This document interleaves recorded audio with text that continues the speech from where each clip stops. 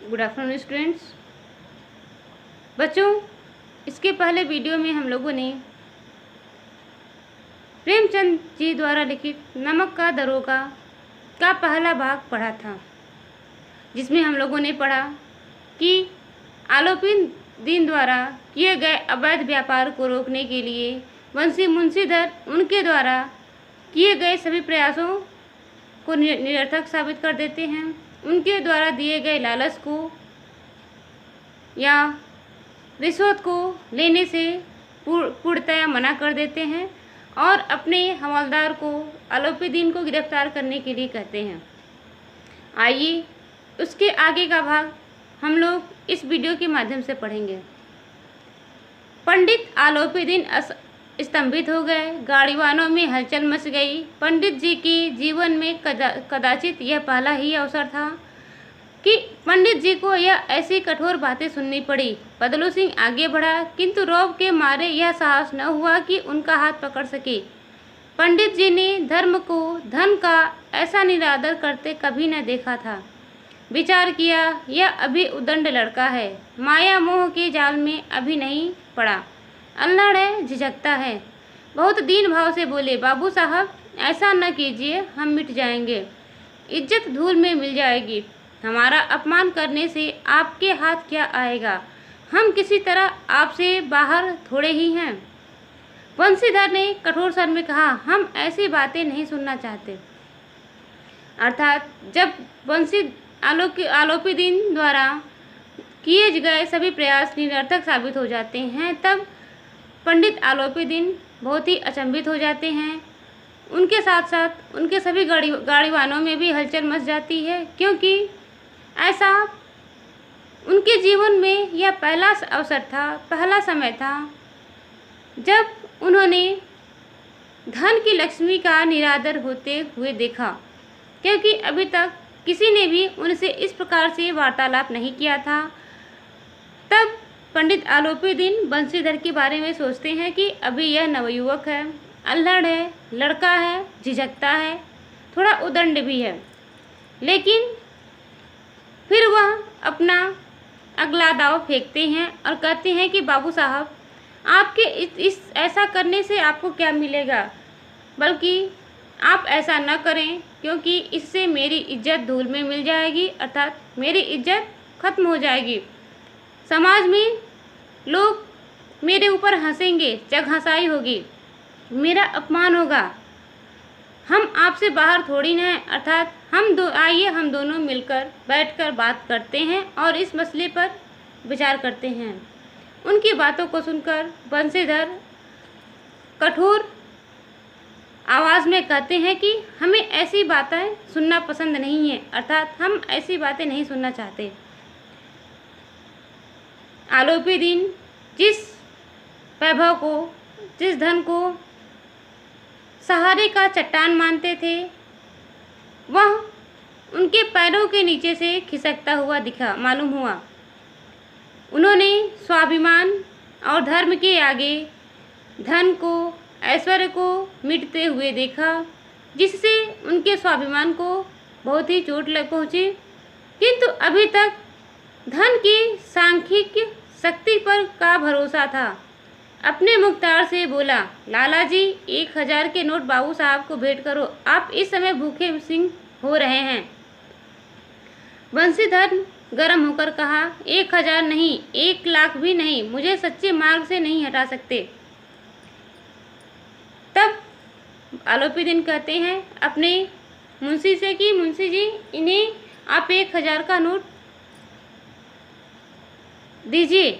इस पर बंसीधर कहते हैं कि मुझे 1000 नहीं, यदि आप 1 लाख भी देंगे तभी मैं अपने मार्ग से, अपने कर्तव्य से नहीं हट सकता, अर्थात मैं अपने कर्तव्य पर अडिग हूँ। मैं अपना काम पूरी ईमानदारी के साथ करता हूँ और करता रहूँगा। धर्म की इस बुद्धिहीन दृष्टता और देव दुर्लभ त्याग पर मन बहुत झुझलाया। अब दोनों शक्तियों में संग्राम होने लगा। धन ने उछल उछल कर आक्रमण करने शुरू किए। 1 से 5, 5 से 10, 10 से 15, 15 से 20,000 तक नौबत पहुंची।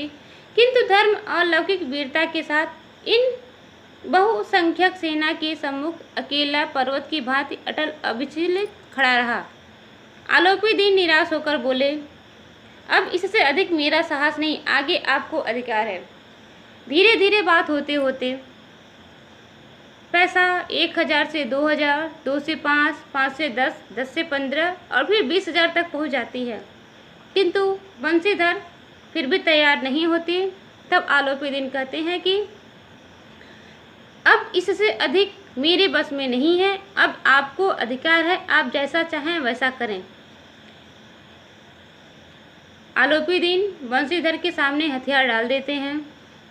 तब बंसीधर ने अपने जमादार को ललकारा। बदलू सिंह मन में दरोगा जी को गालियां देता हुआ पंडित आलोपी दीन की ओर बढ़ा। पंडित घबराकर 2-3 कदम पीछे हट गए। अत्यंत दीनता से बोले, बाबू साहब, ईश्वर के लिए मुझ पर दया कीजिए, मैं 25,000 पर निपटारा करने को तैयार हूँ। अंत में जब बंसीधर का दरोगा हवलदार आलोपी दीन को नहीं हथकड़ी पहनाता, तब बंसीधर स्वयं आगे बढ़ते हैं आलोपी दीन को गिरफ्तार करने के लिए। इस पर आलोपी दीन हाथ जोड़ते हुए कहते हैं कि बाबू साहब, मैं इस मसले को समाप्त करने के लिए 25,000 रुपये तक देने की बात दे सकता हूँ, अर्थात मैं 25,000 देने के लिए तैयार हूँ। फिर बंसीधर कहते हैं कि नहीं, यह असंभव है, 30,000 पर किसी तरह भी संभव नहीं, क्या 40,000 पर भी नहीं। अर्थात बात आगे बढ़ते बढ़ते 25,000 से 30,000, 30,000 से 40,000, लेकिन बंसीधर फिर भी किसी भी प्रकार का इस तरह की बात कार्य करने के लिए तैयार नहीं थे, अर्थात वे रिश्वत लेने से पूर्णतः इनकार कर चुके थे। धर्म ने धन को पैरों तले कुचल डाला। आलोपी दीन ने एक हष्ट-पुष्ट मनुष्य को हथकड़ियाँ लिए हुए अपनी तरफ आते देखा। चारों ओर निराश और कातर दृष्टि से देखने लगे। इसके बाद एकाएक मूर्छित हो गए। जब बंसीधर किसी भी प्रकार न माने और हथकड़ी लेकर जब आगे बढ़े, तो इस समय की इस अवस्था को आलोपी दीन सहन नहीं कर पाए और वे मूर्छित हो गए। दुनिया सोती थी पर दुनिया की जीभ जागती थी। सवेरे देखिए तो बालक वृद्ध सबके मुंह में यही बात सुनाई देती थी। जिसे देखिए वही पंडित जी के इस व्यवहार पर टीका टिप्पणी कर रहा था।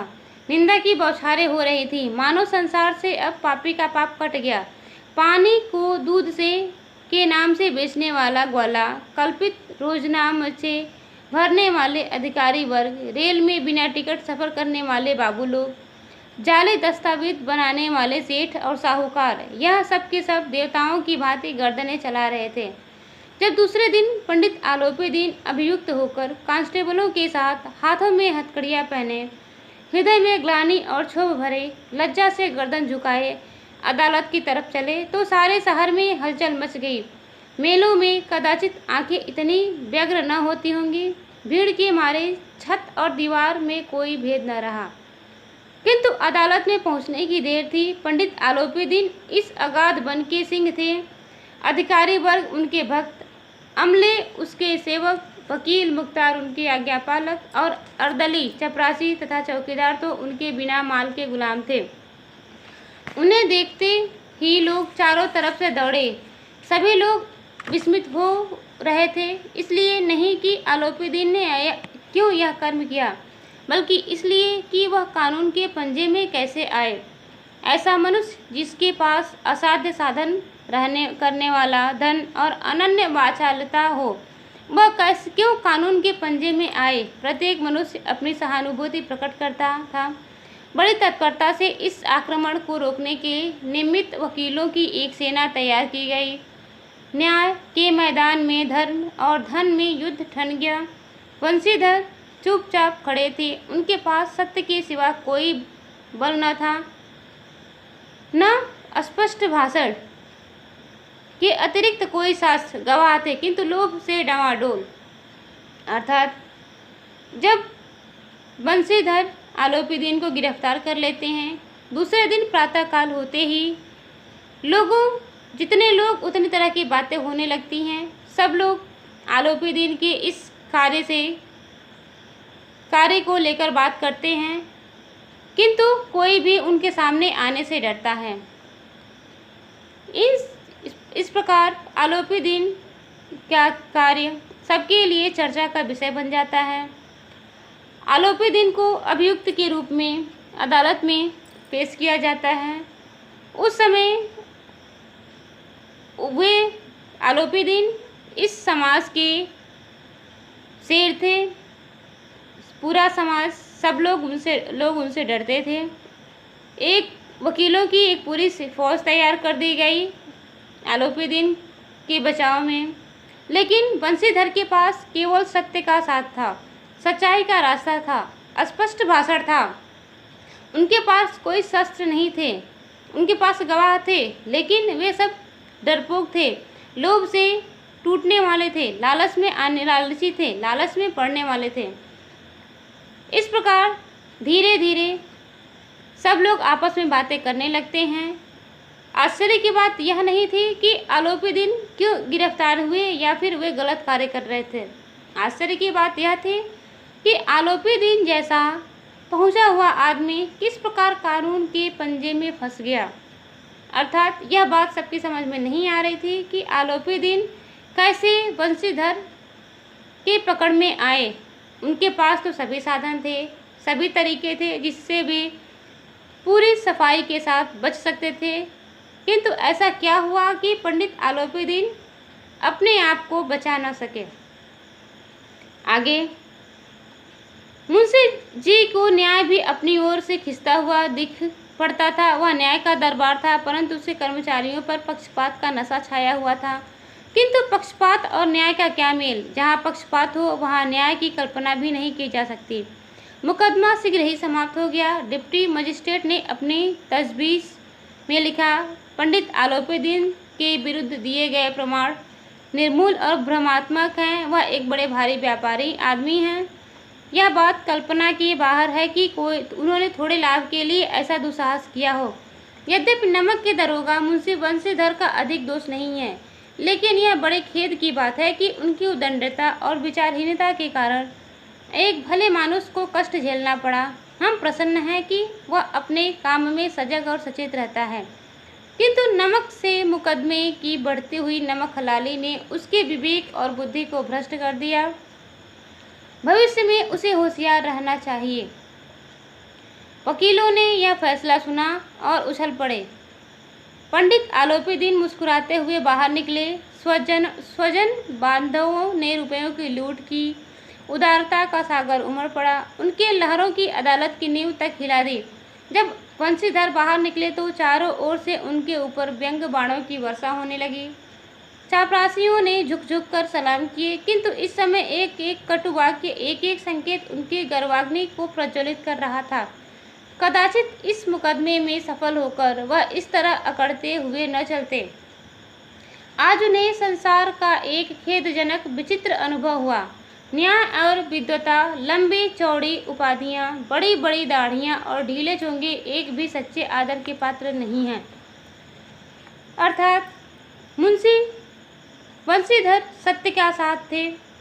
उनके पास सत्य के अलावा और कोई रास्ता नहीं था, किंतु आलोपी दिन के धन का प्रभाव यहाँ न्यायालय पर भी पड़ा और मुंशी पंडित आलोपी दिन ने वकीलों को के साथ साथ जज को भी, न्यायाधीश को भी खरीद लिए और उसके बाद न्यायाधीश को ने जो भी फैसला सुनाया वह पंडित आलोपी दिन के पक्ष में था। यहाँ पर बंशीधर को बहुत ही कष्ट हुआ, क्योंकि उन्होंने धन के पैरों के तले सत्य को कुचलते हुए देखा। पंडित आलोपी दिन को बाइज्जत बरी कर दिया गया। वे हंसते हुए निकले। उनके जितने चाहने वाले थे वे सब पैसे लुटाने लगे, खुशियाँ मनाने लगे। पंडित मुंशी बंशीधर जब कोर्ट से बाहर निकले तो लोग उन्हें झुककर सलाम कर रहे थे, किंतु उनके ऊपर अनेक प्रकार के व्यंग कसे जा रहे थे। लोग उन्हें व्यंग कर रहे थे। इस प्रकार मुंशी बंशीधर ने धन के प्रभाव में धर्म को, सच्चाई को कुचलते हुए देखा। उन्हें दुख इस बात का नहीं था कि वे मुकदमे में हार गए थे, बल्कि दुख इस बात का था कि समाज और न्यायालय, जिसे कि ईश्वर का दरबार माना जाता है, वह भी पैसों की लालच में धन के प्रभाव से प्रभावित हो गया। यह सबसे बड़ी विडंबना थी। इस प्रकार मुंशी बंशीधर ने अदालत से बाहर आए और इस प्रकार के कष्टों को झेलते हुए, सोचते हुए वे अपने घर चले गए। तो बच्चों, इसके आगे का भाग हम लोग अगले वीडियो में पढ़ेंगे। धन्यवाद।